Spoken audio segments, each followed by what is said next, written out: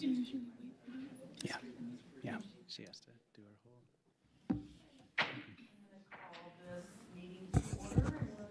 whole. All right, Shelley Reed. Manny Becerra for Alex Velto. Here. Harris Armstrong, absent. Francine Donchik, also absent. Marilyn Kramer. Here. Kate Nelson. Here. Carl Nieberlein. Here. Pat Phillips. Here. And Carrie Rohrmeyer. Here. All right, I believe we have a quorum.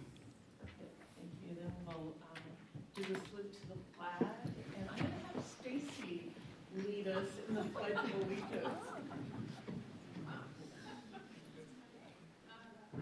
Allegiance to the flag of the United States of America and to the republic for which it stands, one nation, under God, indivisible, with liberty and justice for all. Okay, and looking for approval of the agenda. Madam Chair, Commissioner Kramer, I move to approve the agenda. Can I get a second? Second. Commissioner Rohrmeyer, second. Okay, we have a first and second. Any discussion? All those in favor signify by saying aye. Aye. Opposed? Motion passes. We'll open it up for our first public comment of the evening. Do we have any public comment? We have none so far. Okay, I will close public comment and move on to approval of the minutes. Madam Chair, Commissioner Kramer, I move to approve the January 25th, 2024 Regional Planning Commission meeting minutes. Perfect. Madam Chair, Commissioner Phillips, I second it. Okay, we have a motion and a second. Any discussion?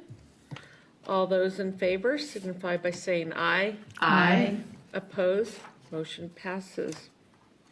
Moving on to the business of the day, starting with item A, Director Smith. Thank you, Madam Chair. Jeremy Smith for the record. Item 6A is for possible action, the public hearing item, Regional Plan Conformance Review, City of Sparks Comprehensive Plan Amendment, and we have Regional Planner Shawnee Sousa to present the item. All right. Can everyone hear me? Cool. All right, Shawnee Sousa, Team RPA for the record. I'm going to be taking you through a conformance review tonight. It is for the City of Sparks Comprehensive Plan Amendment. The case is the DeAndrea Plan Development Maintenance Facility, or CR24-001. So I'll start with a brief overview. This is a master plan land use change on approximately 1.4 acre parcel. Currently it is open space, but it is going to change to multifamily, or MF14. On the right, you can see our regional form map, and the subject site is highlighted in orange for you. It is located at 2351 North DeAndrea Parkway, or to orient you a little more, if you go east on Bering Boulevard and past Vista Boulevard, you'll run into that DeAndrea Plan development. For our determination, we do recommend this master plan amendment conforms with the regional plan. So as you're all familiar with now, the policy RC9 of the plan identifies the 5 factors that the RPC must consider when evaluating conformance. So I'm going to go through each of these with you now. First, we'll start with population growth. So as I said, this is going to go from open space over to multifamily 14.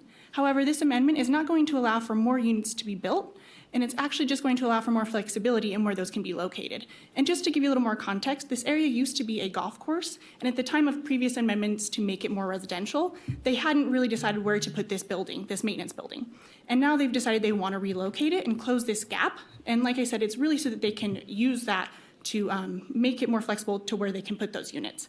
But the DeAndrea handbook won't allow for more units or more density. So that's why it's already capped, and you're not going to see that higher. So because this change does not allow residential density, it will not impact our residential housing capacity. Next, we'll look at residential form. And on the right, you can see that this site is within the Tier 2 land designation. That is third in our priority hierarchy for development, and that really designates that we have residential and non-residential within this area.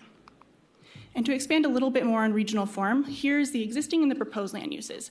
So you can see on the left, the subject site is outlined in black, and within it is kind of that neutral green, which indicates it is open space. And over to the right is that proposed land use, so it goes over to MF14. And so when we're really looking at compatibility, we think about right directly adjacent, we have that MF14 surrounding it, so that's kind of where closing that gap will come in. And then if you go a little further out, we have that low density residential, and then to the northwest, we have multifamily 24. So looking at it kind of from a regional perspective, we really hit that compatibility point. So for regional form, we found this to be in compliance with the regional plan. Next, we'll take a look at public facilities and services.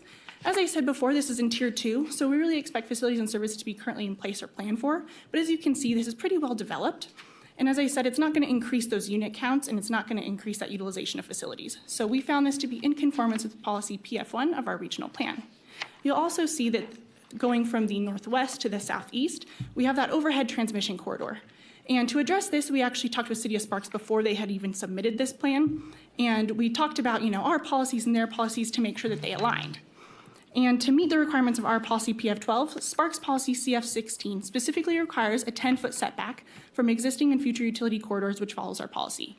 So we found this to be in compliance with our plan. And then for natural resources, we did not identify any natural resource impacts on the subject site. Then finally, we have regional coordination. And like I said, we actually talked about this case before it came in, and then during the process, we sent back those exact comments for the transmission corridor and the intent during the initial review memo. And then as that came forward, I was in close contact with Danny as well, who is the planner on this case. And then the final overarching policy you're considering is the regional coordination policy RC9 now. The motion is overhead or on page 8 of your packet. I'm available for questions, and so is City of Sparks. Thanks. Thank you. Does anyone have any questions for staff? Okay, this is a public hearing, so I'm going to open it up for public comment. Do we have any public comment? We have none for this item. Okay, I will close public comment and open it back to the commission. There's no questions, so I will entertain a motion. Madam Chair, Commissioner Kramer, I move to find the DeAndrea Planned Development Maintenance Facility Amendment to the City of Sparks Comprehensive Plan in conformance with the 2019 Truckee Meadows Regional Plan based on the findings listed in the staff report. Thank you, Commissioner Kramer. Commissioner Nelson, I'll second. Okay, she beat you. We have a motion and a second. Any discussion? Okay, we're going to do a roll call vote because we need 6 to approve. So can we do a roll call vote? We certainly can. Shelley Reed, Aye. Manny Becerra, Aye. Marilyn Kramer, Aye. Kate Nelson, Aye. Carl Nieberlein, Pat Phillips, Aye. and Carrie Vormeyer. Aye. Okay, motion passes unanimously. Thank you. Thank you. Move on to item B, another regional plan conformance review. Director Smith. Thank you, Madam Chair. Item 6B is a public hearing for possible action, regional plan conformance review. The City of Reno Master Plan Amendment. It's also a project of regional significance. We'll be looking for 2 motions and votes on this item, one for the master plan amendment and one for the project of regional significance. Chris, before you get started. Yeah, I forgot to ask. That's okay. Yeah. But I'll turn it over to the chair who's going to ask a question. Yeah, I need to ask if there's any disclosures for this item. Disclosures? There's no disclosures? It's the next one. Is that the one? Oh. Madam Chair, I need to recuse myself. It's not the DeAndrea. Yeah, I was. Doesn't she have to state why she's refusing herself? Yeah, it was, yeah. Yeah, this is for item 6B, which is the regional plan conformance review for the Heiser amendment. That's the one we're on now, so that's what you're referring to, right? Madam Chair, Jessica Prunty for the record. Commissioner Phillips, you say you need to recuse yourself. If you could please make your disclosure of why you need to recuse on this item? Yes, I happen to be involved in a school that is involved. Can you please provide a little bit more detail? It touches the school, and I have been involved in the school for decades, And presently. And because of your involvement with the school, do you feel like that impacts your ability to participate in I'm still discussion? involved in the decision-making. Okay. All right, is that sufficient? All right, thank you, Commissioner Phillips. All right, you're on. Good evening, Commissioners. Chris Tolley, TMRPA. This item before you is both an amendment and project of regional significance for the Heiser proposal. And this is an amendment to the City of Reno Master Plan as well as a project of regional significance. The amendment portion of this to the City of Reno Master Plan would change the land use on the site from large lot neighborhood to suburban mixed use and parks, greenways, and open space. We'll go over the details on the following slide surrounding that and also the PRS component. And then the project of regional significance triggers two different thresholds, and that is housing by not less than 625 units and traffic by not less than an average of 6,250 trips daily. And then finally, regional planning staff is recommending that the amendment and the PRS conforms with the 2019 Truckee Meadows Regional Plan. So the existing property is 85.2 acres and is entirely designated large lot neighborhood. And the proposed land use configuration would be 62.1 acres of suburban mixed use and 23.1 acres of parks, greenways, and open space. And you can see on the right-hand side, the left-hand side of the map is the existing, right-hand side being proposed. And in regards to the project of regional significance, part of the proposal is to also change the zoning on the site to the specific plan district, and that would go from, I believe, large lot residential, 1 acre minimum. And as part of that specific plan district, the property could be constructed, or there could be 750 multifamily units constructed on the property, as well as triggering the traffic threshold. The overall development proposal would be 11,870 total average daily trips.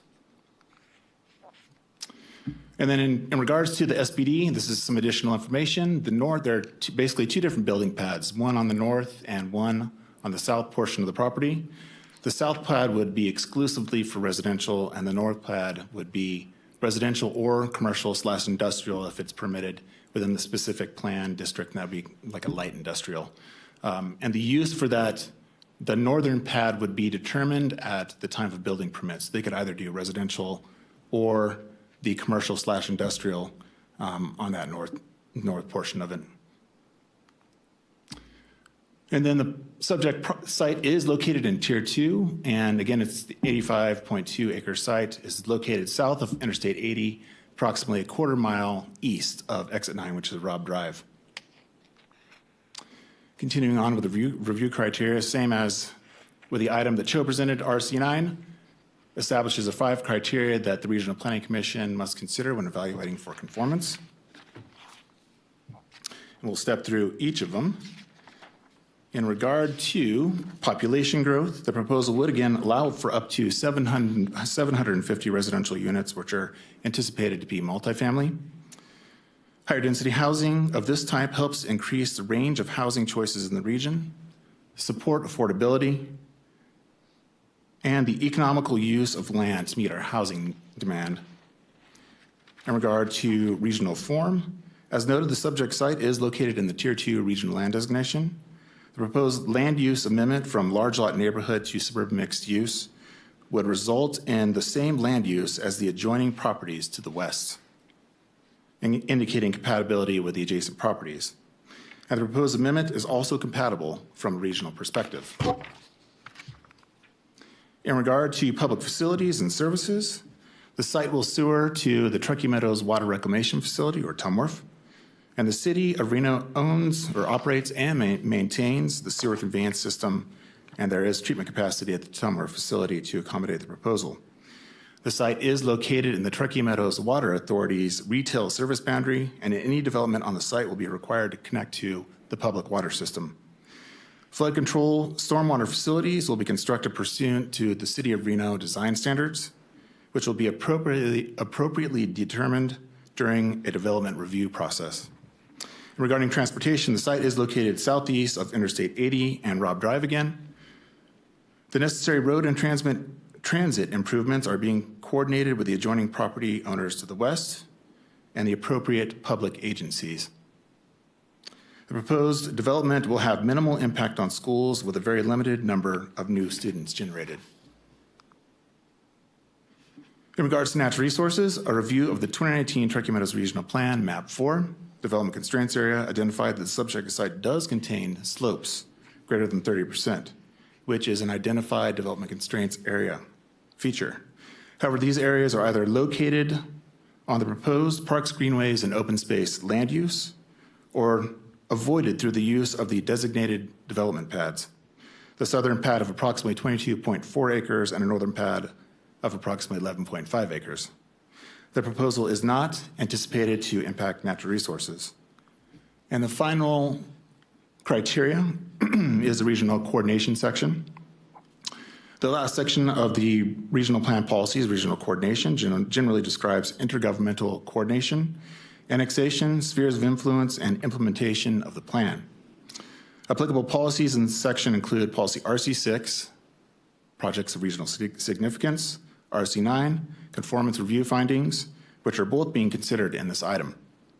Additionally, in all submittals Team RPA receives, staff ensures that regional coordination is at the forefront of our work and works with jurisdictional staff and other relevant entities during the conformance review process.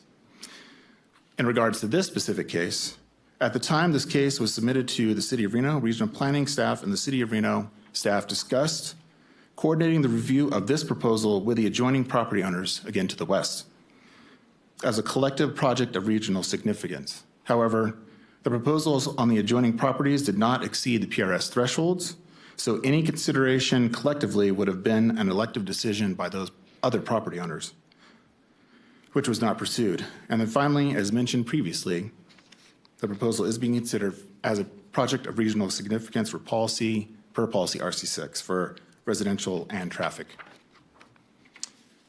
So in conclusion, regional planning staff is recommending that both the amendment to the City of Reno Master Plan and the project of regional significance conform with the 2019 Truckee Meadows Regional Plan. And with that, proposed motions are on the screen or on page 24 of the packet. That does conclude my presentation. However, Team RPA and City of Reno staff are available for any questions. Thank you. Thank you, Chris. Does any of the commissioners have questions for staff? Okay, well, this is a public hearing item, so I will open it up for public comment. Do we have any public comment? We have none for this item. All right, then I will close public comment, bring it back to the commission, and there's no comments or any questions. I will entertain motion. We have two motions, and so we'll take them separately, starting with the master plan amendment. Madam Chair, Commissioner Becerra for City of Reno, I move to find the Heiser Amendment to the City of Reno Master Plan in conformance with the, with the 2019 Truckee Meadows Regional Plan based on the findings listed in the staff report. Perfect. Do you have a second? I'll second that motion, Madam Chair. Okay, we have a motion and a second. Any discussion? Okay, we're going to do another roll call since we need everybody to agree. All right. Shelley Reed, Aye. Manny Becerra, Aye. Marilyn Kramer, Aye. Kate Nelson, Aye. Carl Nieberlein, and Carrie Rohrmeyer. Aye. Okay, perfect. Motion passes. And then I'll entertain a motion on the project of regional significance. Madam Chair, Commissioner Kramer, I move to find the Heiser project of regional significance in conformance with the 2019 Truckee Meadows Regional Plan based on the findings listed in the staff report. Perfect. We have a motion. Second? Okay, we have a motion and a second. Any discussion? Okay, we'll do another roll call vote. All right. Shelley Reed, Aye. Manny Becerra, Aye. Marilyn Kramer, Aye. Kate Nelson, Aye. Carl Nieberlein, and Carrie Rohrmeyer. Aye. Okay, motion passes unanimously. Thank you. And we'll move on to reports. Director Smith. Thank you, Madam Chair. Just a brief report today. First off, I had the opportunity to go to the university last week and do a little talk about our natural resource plan and public infrastructure plan to the geography department. That's my affiliation still with the university. So it was really cool to go back there and get that out into the community in another way. And actually got a host of really good questions from the folks that watched it. So I'm in the process of responding to those with a written doc. But mostly we've just been keeping our heads down and really trying to draft these documents we've been talking about, especially the natural resource plan, which we anticipate in a couple weeks. We've already got some of the chapters available for review, but in a few weeks we'll have an actual draft that folks can dig in on. And closely on the heels of that, we'll be providing a draft of the public infrastructure plan. We've been making great progress meeting with all the jurisdictions and affected entities. We've been gathering data. Everyone has been very cooperative, and I think we're really going to have a really neat product that's super useful for the region at the end of that process. And of course, all of that leads to our October 5-year update of the regional plan, which so far staying on track. So we're going to keep that on track. But we do anticipate in March giving you guys a more formal update with a presentation of all of those initiatives. And I know Nate has been dying to do another training segment, so we're going to bring an RPC training segment as well in March. So with that concludes my report. One more thing would be that our next meeting is March 28th here in this chambers. Thank you, Madam Chair. Any commissioners have questions, comments? All right, we'll move on to legal counsel's report. Thank you. Any requests for future agenda items? No requests. We'll open it up for our final public comment. Do we have any public comment? We have none. Okay, I will close public comment. Any written correspondence? There is none. Okay, well, I call this meeting adjourned.